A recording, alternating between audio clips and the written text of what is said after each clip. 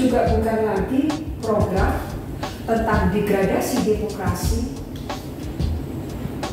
tapi ini merupakan kegagalan pemerintah daerah. Kembali ke teori, ketika kita bicara otonomi daerah selalu dikaitkan dengan otonomi keuangan, otonomi.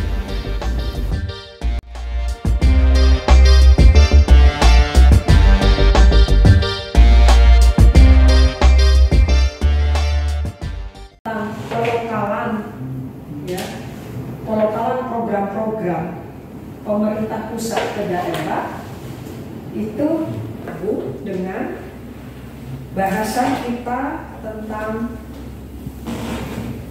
Anda mungkin pernah mendengar konsep subsidiaritas. Subsidiaritas itu daerah yang isinya kepala daerah dan dewan daerah. Kita lebih enak ngomong dewan daerah ya, dewan ya. Ini apa? Ini bukan lagi yang namanya tentang kegagalan demokrasi lokal. Ini juga bukan lagi program tentang degradasi demokrasi, tapi ini merupakan kegagalan pemerintahan daerah. Kalau kita gagal, DPRD-nya dibiarkan oleh kepala daerah, ya, ini namanya menurut saya sudah krisis. Itu ada semuanya di Nah, kalau paling ngotot, ya. Jadi saya juga mengutip selain ini, mengambil ringkasan sebagian satu paragraf dari artikel ini, saya cemplungkan di ringkasan. Ya, county, distrik itu kecamatan. Nah, ini tadi saya sampaikan kepada Anda, tapi yang penting di sini.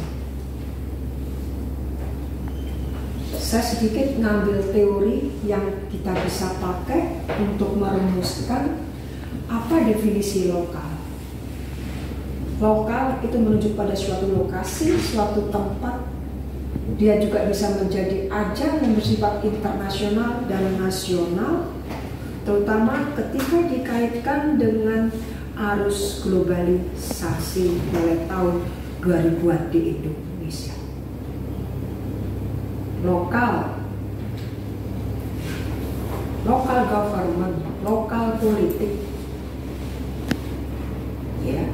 Ketika kita bicara lokal government, lokal politik, sosial budaya. Yang lokal politik ini pasti ada dewan, pemerintah daerah, ya, kepala daerah plus DPRD, dewan yang mempunyai fungsi legislasi. Dia buat peraturan daerah. Realisasi fungsi birokrasi dan perencanaan kepada kantor atau lembaga di daerah. Di daerah namanya dinas pendidikan dan dinas pariwisata dan dinas lingkungan hidup dan gitu. Itu dinas, kantor, dia lembaga. Kecuali yang tidak ada di tingkat lokal, orang di daerahnya tapi di orang pusat, seperti misalnya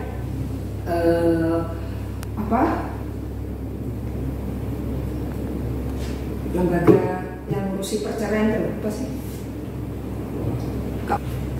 Iya, jadi terus pengadilan agama itu punya pusat. Makanya pengadilan agama dimanapun tulisannya kantor pengadilan agama bukan daerah otonom Surabaya, kantor pengadilan agama mana gitu ya. Memungkinkan entitas lokal mengelola pendapatan yang disebut APBD, ya. Ini sekarang jadi masalah karena pemerintah pusat mulai menghentikan bantuan keuangan untuk daerah otonom yang disebut dengan transfer keuangan daerah (TKD), yang itu banyak dibaca oleh orang-orang kali dengan perspektifnya masing-masing sebagai keretakan hubungan pusat daerah atau sebagai ketidakmampuan pusat membiayai urusan-urusan yang sudah didelegasikan ke pemerintah daerah. Uangnya nggak ada. Lalu ada pelokalan sosial budaya, ada adaptasi norma teknologi.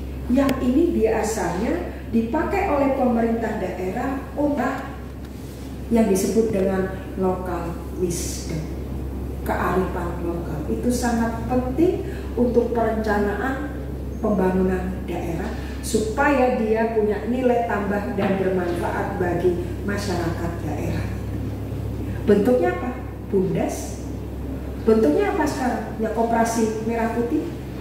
Bentuknya apa sekarang? Ya macam-macam. Utama ketika pemerintah daerah diberi sedikit urusan oleh pemerintah pusat untuk mensejahterakan rakyat di daerah. Jadi jangan semua cawe-cawe pemerintah pusat.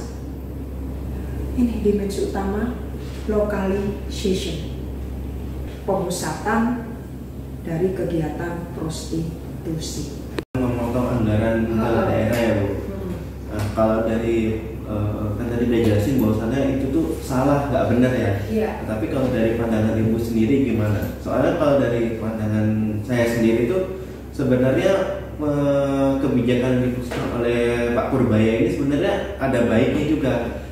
Kalau saya baiknya di mana? Jadi kan mungkin dari anggaran di daerah itu mereka dari pusatnya berkurang, nah, tapi kan seharusnya begitu berkurang mereka bukannya protes, tapi kan berpikir, oh ini anggarannya ini dipotong, jadi aku harus dapat duit dari mana? Akhirnya dengan mengembangkan misalkan usaha-usaha mereka seperti contoh di daerah saya di Sumedang itu mulai melakukan kegiatan ekspor mangga itu ke Rusia, sudah mulai mau diaktifkan kembali. Kan itu kan berarti kan akhirnya pendapatan ke daerah menambah sendiri ya Bu. Dan juga kalau misalkan di daerah-daerah itu ada fokus wisatanya, mungkin bisa dikembangkan wisatanya itu. Mungkin yang ada misalkan di wisata itu ada punglinya, misalkan akhirnya diberantas terus dikembangkan lagi nih daerah wisatanya itu kan. Dan itu akhirnya kan bisa membuat daerah itu mendapatkan pendapatannya sendiri. Dan itu rasanya lebih baik kan. Cuman bisa juga dinaungi sama pemerintah pusat seperti dari Dinas Pariwisata, dari Kementerian Pariwisata, atau dari Kementerian Koperasi yang itu desa buat di daerah-daerah seperti itu Bu. Ya. Aspirasi yang ini nanti kemudian dipolitisasi menjadi dana aspirasi. Dana aspirasi kemudian dilekatkan dengan dana rises. Rises sebagai suatu kegiatan untuk menyerap menampung aspirasi dari konstituen. Ketika dia belum menjadi konstituen, aspirasinya aspirasi rakyat, kan gitu ya. Tapi karena sudah DPR itu kepilih oleh rakyat, ketika dia sudah menyerahkan suaranya ke wakil rakyat, anggota legislatif, akhirnya disebut dengan konstituen. Ada perubahan dari rakyat ke konstituen, sehingga dia diberi dana untuk menyerap aspirasi. Yang pernah saya sampaikan di kelas apa saya lupa. Apakah ini harus direvisi? Karena ketika dia sudah jadi dewan ya, dewan kota harusnya ya. Kalau saya ngomong sebagai lembaga legislasi, menjalankan urusan-urusan yang sudah dipilih oleh pemerintah pusat untuk dijalankan sesuai dengan potensi dan keadaan geografis plus jumlah penduduknya. Oleh karena itu, setiap daerah otonom punya karakteristik. Nggak sama daerah otonom Surabaya dengan daerah otonom Jombang, nggak sama. Gresik nggak sama dengan Mojokerto. Apakah masih relevan anggota dewan yang duduk di yang kita sebut secara konstitusi DPRD itu masih memperjuangkan kepentingan orang-orang yang sudah mendukungnya? Apakah masih relevan? Dan DPR nggak usah bayar pajak. Saya setuju yang itu. Ya nggak sih ya, kan gitu toh pemecahannya, solusinya. Karena mereka memperjuangkan siapa? Kan jangan bukan memperjuangkan saya. Jadi uang pajak saya diambil mereka toh. Logikanya ya. Oleh karena itu kembali ke teori, ketika kita bicara otonomi daerah selalu dikaitkan dengan otonomi keuangan, auto money. Nah dulu auto money. Nah dulu ketika bicara otonomi daerah ya pasti dia punya sumber pendapatan.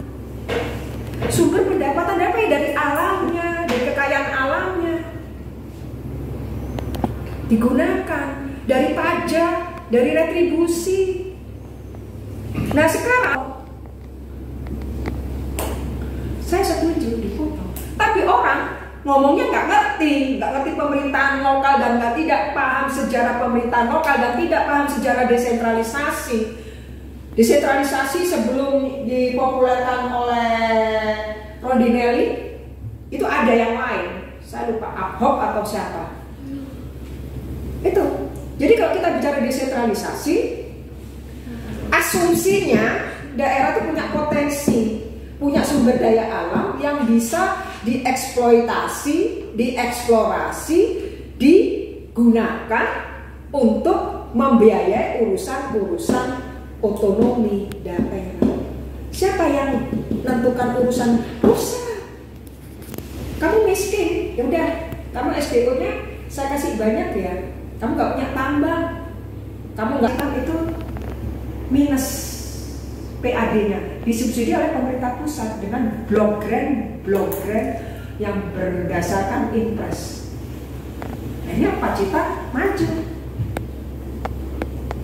Ya Pacitan tuh dulu zaman Orde Baru nggak sampai 1 miliar PAD, karena rakyatnya masih miskin, nggak ada infrastruktur, daerah terkebelakang. Akhirnya muncullah Pak SBY itu kan, dibangun, terlihat potensi pariwisatanya dan sebagainya bisa. Jadi dulu desentralisasi PAD, pajak, retribusi, hutang dan sumber-sumber lain pendapatan yang sah itu dulu PAD. Dulu kita sibuk dengan PAD omongannya, karena pendapatan asli daerah ini sangat menentukan bisa berjalannya urusan-urusan yang sudah didelegasikan dari pemerintah pusat ke daerah otonomi. Jadi dulu otonomi daerah itu diidentikan dengan autonomi. Dia punya uang sendiri. Apa dasarnya? Ya galilah, kamu punya tambang, gali tambang. Kamu punya emas, galilah emas. Tapi ternyata karena masalah ini ada undang-undang itu terus diubah-ubah. 574, 2299, 324, 14 rebutan pengelolaan sumber daya alam. Daerah nggak dapat apa-apa, hanya dari lokasi eksploitasi sumber daya alamnya banyak yang miskin. Nah sekarang lebih parah lagi, dipotong lagi dananya supaya daerah itu mandiri gitu. Ini juga memberi pelajaran pada pemerintah pusat bahwa biarlah itu dikelola bagi hasil, kan ada bagi hasil sistemnya sekarang ya, di mana seorang gubernur, bupati, dan wali kota itu gajinya kecil, tapi bagi hasilnya gajinya kecil.